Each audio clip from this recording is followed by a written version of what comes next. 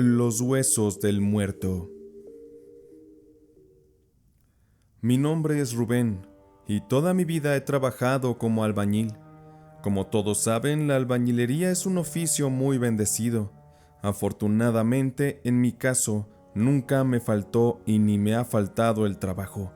Y aunque por mi edad, yo ya voy de salida de esta bendita labor que tanto me ha dado, muy orgulloso me siento de haber vivido muchas cosas y experiencias de todo tipo, incluyendo cosas relacionadas con lo paranormal. Aunque suena increíble que en esta labor esas cosas puedan ocurrir, quiero compartirles que cuando yo iba iniciando a trabajar en esto, tendría yo unos 17 años. Yo dejé la escuela por la necesidad de llevar alimento y dinero a mi casa. Yo había ya estado en un par de obras en ese tiempo, pero aquella ocasión nos contrataron para hacer algunas remodelaciones en una casa grande. Se trataba de una residencia muy antigua de unas personas que tenían mucho dinero.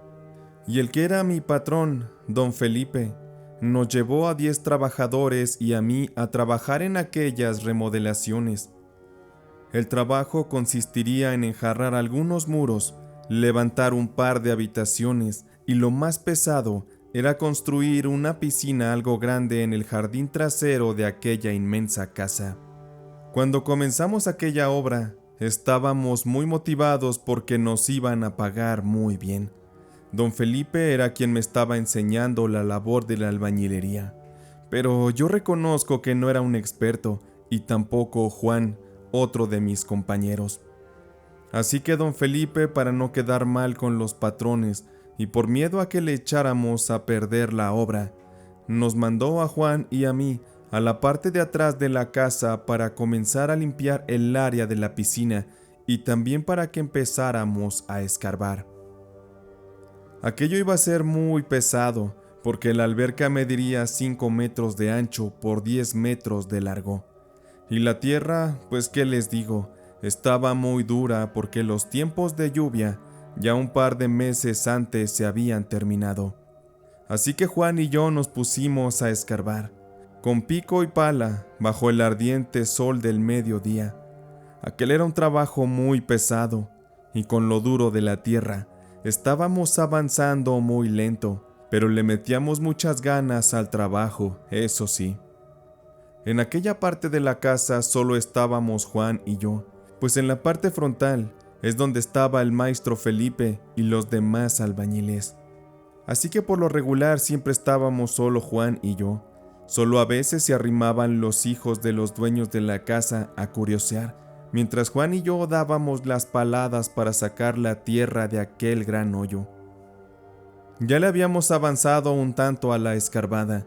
Aquella sería una tarea muy compleja, pues la profundidad de la piscina sería de casi 2 metros. Aquel día estábamos trabajando tranquilamente, cuando ocurrió una situación que tanto a Juan como a mí nos puso en un gran dilema y nos dio bastante miedo. Y es que poco después del metro de profundidad, hicimos un hallazgo que nos puso la piel chinita del miedo. Pues encontramos una bolsa, una especie de costal que ya estaba muy ruñido por la humedad y el tiempo. La verdad, sí nos pareció extraño aquello, pero nos ganó la curiosidad de saber qué era lo que estaba adentro de aquel costal. A mí me temblaron las piernas de ver que cuando Juan abrió y sacudió el costal, al suelo cayó un cráneo de una persona. Yo lo vi claramente cómo cayó sobre la tierra en la que estábamos trabajando. Juan se asustó y su reacción fue la de aventar el costal, pues al parecer había más cosas ahí dentro. El mal olor recuerdo que de inmediato nos hizo revolver el estómago. Pero ya antes me había tocado sacar a mí huesos de animales y algunos huesos humanos en otras obras en las que trabajé, así que ya no me daba tanto miedo y solo me tapé la nariz con un trapo. De inmediato acudí a sacudir de nuevo el costal para ver qué más cosas había dentro. Cuando los sacudí, vi que cayeron más huesos. Es como si alguien hubiera asesinado a otra persona y lo hubiera cortado en trozos pequeños. Después lo hubiera metido en partes en aquel costal. Pero eso no era todo, pues de aquel saco también cayeron un colgante de oro puro. Aquel colgante tenía un medallón de oro, el cual al abrirlo tenía una fotografía muy maltratada y muy antigua de lo que parecía ser un hombre, y por el otro lado tenía la fotografía de una mujer. Aparte de este había lo que era una esclava de oro también, y también un collar con piedras preciosas. Lo primero que me vino a la mente es que alguien pudo haber matado a aquel personaje y lo enterró con todo y sus cosas para deshacerse de las evidencias. Yo creo que el asesino también era alguien muy rico, porque de lo contrario se hubieran llevado aquellos valiosos artículos consigo. Pero en fin, Juan y yo corrimos de inmediato a recoger aquello, y nos pusimos muy nerviosos porque no sabíamos qué hacer. Estábamos bastante tensos. Eso sí, nos cuidamos de que nadie nos viera, y volvimos a meter los huesos dentro del costal y los pusimos a un lado. Yo le dije a Juan que le avisáramos a la dueña para no meternos en problemas, pero él insistió en que mejor nos quedáramos con las cosas para venderlas y que el cadáver lo tapáramos con un poco de tierra y al finalizar la alberca lo sepultáramos por debajo para no levantar sospechas. La verdad yo no estaba muy seguro y sí tenía mucho miedo de que aquello nos metiera en algún problema mayor, pero al final acepté. En fin, valdría la pena arriesgarse porque nos pagarían muy bien por aquellos artículos de oro.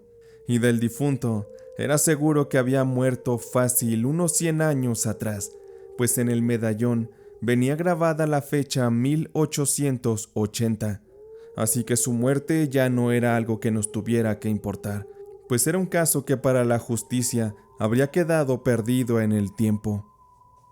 Mi amigo Juan tomó el colgante con las piedras, y yo tomé el reloj y la esclava de oro, y el costal con los huesos lo ocultamos dentro del montón de tierra que habíamos formado, y tratando de no levantar sospechas nos pusimos a seguir escarbando.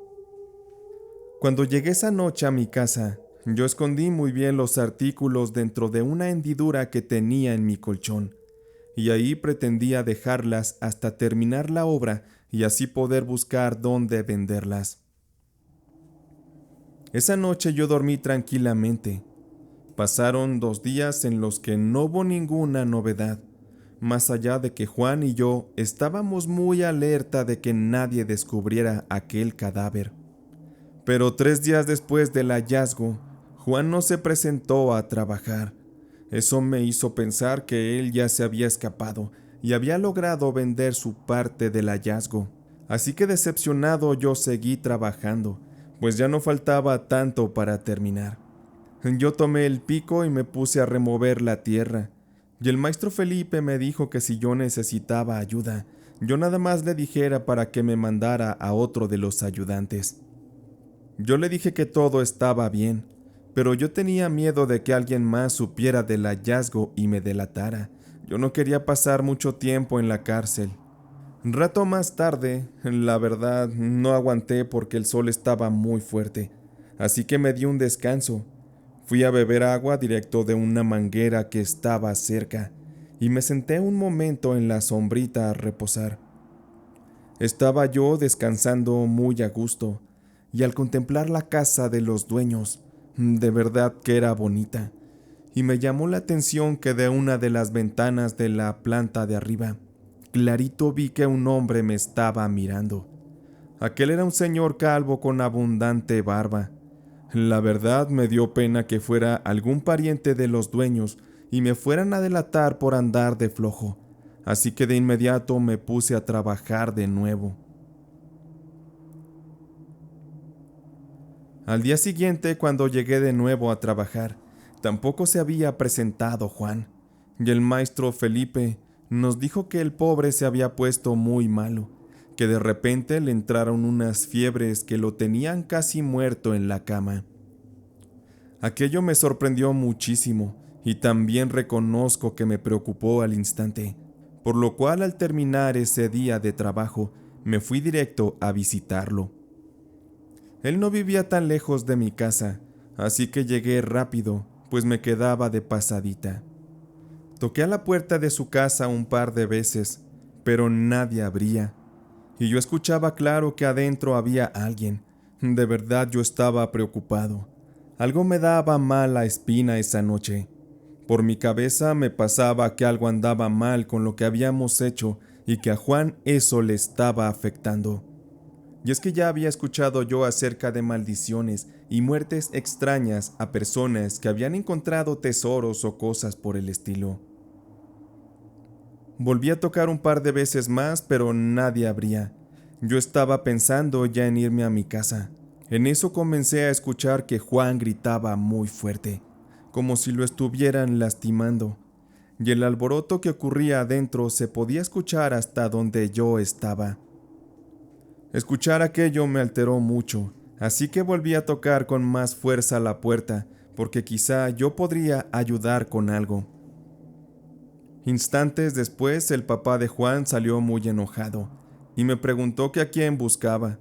Y yo le dije que a su hijo Juan, y también le comenté que yo era su amigo y compañero de trabajo también. Cuando le dije mi nombre al señor, el papá de inmediato me dijo: «Así que tú eres el idiota que también se encontró las cosas del difunto. Tenemos que hablar contigo». De escuchar al señor se me bajó la sangre, porque era un tipo enorme, fortachón, y temía que me quisiera golpear, pero no me quedó más remedio que pasar a la casa. El señor me llevó hasta el cuarto donde estaba Juan. Me llamó la atención que la casa tenía un aroma muy extraño, como a hierbas quemadas. Una vez dentro del cuarto, me sorprendió ver a Juan acostado en la cama bañado en sudor. Estaba manchado de vómito por todas partes y parecía estar delirando muy feo a causa de la fiebre. Y a un costado de la cama estaba una viejita que era su abuelita, sacudiéndole unas gotas de agua con un ramo de pirul que estaba sumergiendo en alguna especie de agua de esencias raras. La mujer le rezaba y parecía que estaba hablando con alguien, porque la mujer le decía: «Dime qué quieres, ¿para dónde quieres que te llevemos?». Yo nomás me quedé callado y veía cómo Juan se revolcaba y lloraba como si fuera un chiquillo. Me dio mucho miedo también, porque todos en la casa de Juan ya sabían de lo que habíamos encontrado, y algo en mi interior me decía que lo que le estaba pasando a Juan podría pasarme también a mí. Cuando la abuela curandera de Juan dejó de rociarlo con aquellas esencias, la mujer me empezó a contar que a Juan se le había pegado un muerto y que no lo iba a soltar hasta matarlo, porque Juan se había quedado con algo que era de él, y además había profanado su tumba. La curandera hizo el comentario de que Juan, en un momento de cordura, le contó lo que habíamos encontrado, y me dijo también que si Juan moría, yo sería la siguiente víctima. Y me dijo que aquello no era broma, pues la mujer me tocó el hombro y me dijo: «El muerto está aquí en el cuarto y está parado junto a ti». Incluso me lo describió. Me dijo que aquel era un hombre de estatura media y vestía muy elegante. Era calvo y tenía una barba abundante. Madre mía, cuando escuché aquello, me temblaron las piernas, porque recordé que ese mismo muerto era el mismo que yo vi en la ventana de la casa de los dueños. De verdad que se me cerró la cabeza en ese instante y no sabía qué hacer. Me puse muy nervioso y la curandera lo notó, pero ella me dijo que aún estábamos a tiempo de calmar al muerto, pues lo que pedía era que lo enterraran en el panteón y que le diéramos una cristiana sepultura o que mínimo le hiciéramos unos rezos. El muerto también le dijo a la curandera que de hacer aquello, él no tenía problema de que nos quedáramos con sus cosas, que él de agradecimiento nos las daría, pero de no cumplir su petición, el muerto no tendría piedad. La mujer me dijo que no me quedaba de otra más que cooperar, si no ya sabía lo que me pasaría. Aquella bruja me dijo que debía llevarle los huesos del muerto y que ya luego ella me daría más instrucciones. Sí que yo tenía mucho miedo y por primera vez en mi vida sentía la muerte muy cerca. Y mucha tristeza me daba de ver a Juan ahí tirado en la cama y agonizando. La verdad es que yo no quería perder tiempo y me regresé para la casa de los patrones. Le pedí al papá de Juan que me acompañara y me llevara en su camioneta. No sabía qué pretexto inventar para que los patrones me dejaran entrar a la casa. Al menos no se me ocurrió algo coherente. Así que, violando la ley una vez más, me fui para la parte de atrás de la casa y me brinqué por la barda sin que nadie me viera. La ventaja es que ellos no tenían perros que me delataran, así que con muchísimo cuidado y aprovechando que ya estaban todos dormidos y las luces estaban apagadas, con mucho sigilo y cuidado me dirigí hacia el montón de tierra donde teníamos oculto al cadáver. Como no había mucha tierra que lo cubría, con mis propias manos logré sacar aquel costal con los huesos. Les juro que cuando los agarré y los metí en otra bolsa de plástico más grande, sentí una mano fría que me tocó el hombro. Ya sabía yo que era el muerto el que me había tocado, así que cerré los ojos y lentamente me levanté. Y de repente un aroma muy extraño a azufre se levantó en el ambiente, y un extraño frío me envolvió y me paralizó todo el cuerpo. Yo les juro que quería gritar y llorar, pero lo único que pude hacer fue decirle en voz baja al muerto: «Ay, muertito, perdóname. La verdad te tengo mucho miedo, pero te prometo que te vamos a ayudar y te vamos a sepultar como Dios manda». Después de eso yo agarré valor y caminé nuevamente hacia donde estaba la barda para brincarme. Cuando lo logré, corrí hacia la camioneta donde me esperaba el padre de Juan. Una vez arriba, el señor aceleró la camioneta y salimos a toda velocidad por las calles y las avenidas. El señor estaba muy preocupado por su hijo.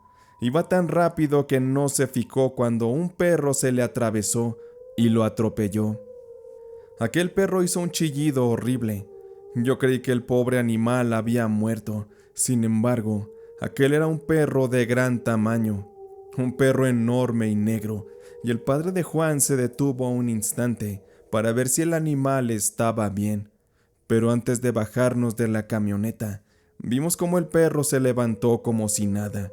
Aquel animal aparentaba tener un poder bestial y un porte imponente. Él se nos quedó viendo con una mirada amenazante y con unos destellantes ojos rojos. Después el perro dio media vuelta y se fue tranquilamente y caminando a paso firme. Yo creo que solo era algún mensajero que nos quería avisar de que estábamos siendo acechados y debíamos cuidarnos. Realmente no sé con qué tipo de fuerzas estábamos lidiando, pero nos olvidamos de lo del perro y seguimos el camino hasta la casa para ver a Juan. Una vez que entramos, yo me acerqué a la curandera y le entregué el costal que contenía los huesos. La mujer muy serena los sacó y los acomodó sobre una manta blanca, y con ayuda de un martillo los comenzó a machacar, poco a poco, hasta hacerlos pedacitos, casi polvo diría yo. Mientras la mujer golpeteaba, ella rezaba y le pedía al muerto que descansara en paz, que trascendiera, que este mundo ya no era para él, y que aunque no pudiéramos hacer justicia por su muerte, su descanso era bien merecido y sería eterno en el reino del Señor de allá arriba. La curandera le espolvoreó una especie de cenizas y roció los huesos con algún líquido sagrado que preparó, y después hizo un molotito con aquellos huesos dentro de la sábana blanca y los metió por completo en una cajita de madera. Aquella viejita me los entregó y me pidió que fuéramos al panteón a enterrarlos, que debía ser esa misma noche, de lo contrario los rituales que ella hizo no funcionarían. La curandera me dijo que confiara, que el muerto seguía ahí con nosotros en la habitación y que solo esperaba sus restos llegaran al panteón para que así él pudiera marcharse tranquilo. Yo no perdí tiempo y me fui para el panteón en un taxi.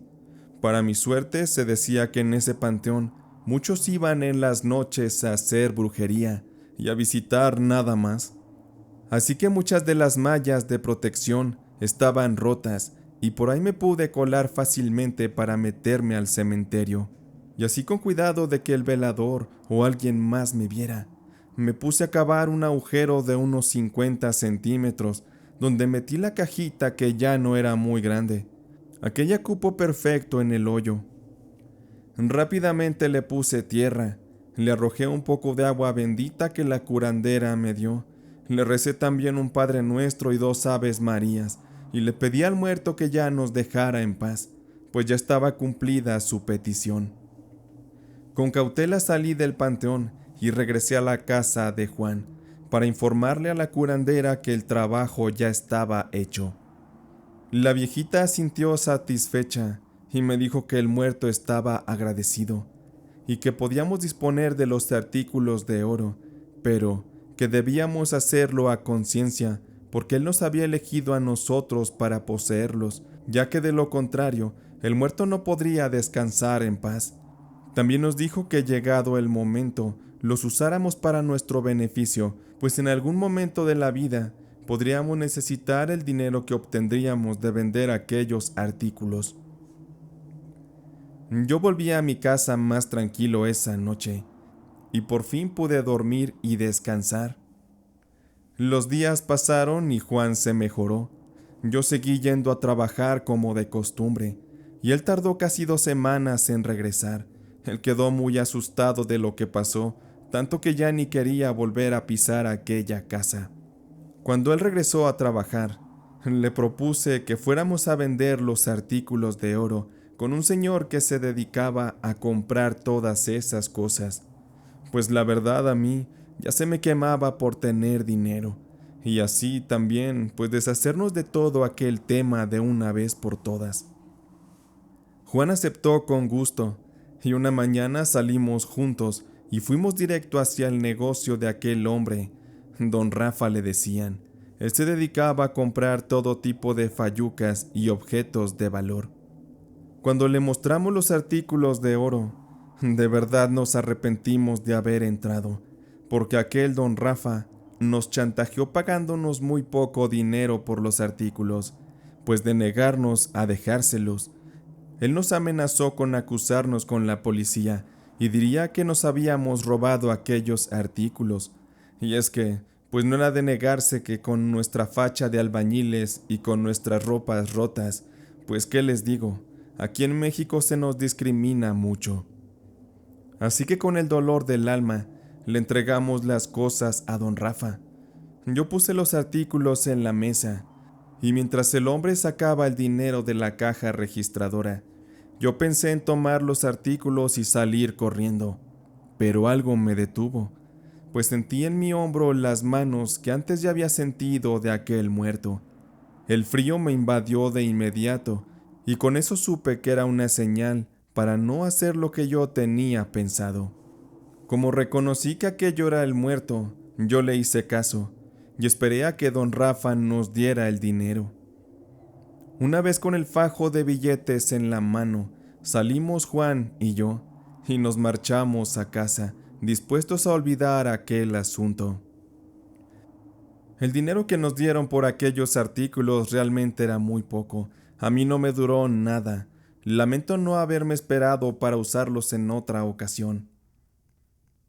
Días después nos enteramos de que aquel don Rafa había muerto. Como él era conocido en aquellas colonias, rápido se corrió el rumor de que se había puesto muy enfermo. Le habían dado unas extrañas fiebres y lo atacaban unos fuertes delirios. Y antes de que su esposa pudiera llevarlo a hospitalizar, don Rafa sufrió de un infarto, después de argumentar un hecho extraño relacionado con un supuesto fantasma que lo acechaba desde días atrás. Se decía que don Rafa murió con una expresión de terror en su rostro, que hizo pensar a todos que el mismo demonio había venido a recogerlo. Aquello fue lamentable, pero fue cosa que él mismo se buscó por abusivo.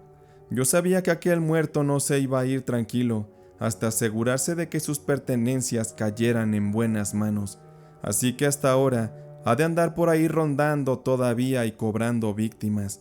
Así que en aquella ocasión estoy seguro que aquel muerto se llevó a don Rafa por estafador. Pero eso fue lo último que supe de aquel caso que me ocurrió durante mis labores como joven albañil. La verdad, después de eso, yo ya no le jugué al valiente ni me metí en cosas que no conocía. No descarto que en el futuro me vuelvan a pasar más cosas, porque uno nunca sabe cuándo puede ser visitado por un muerto.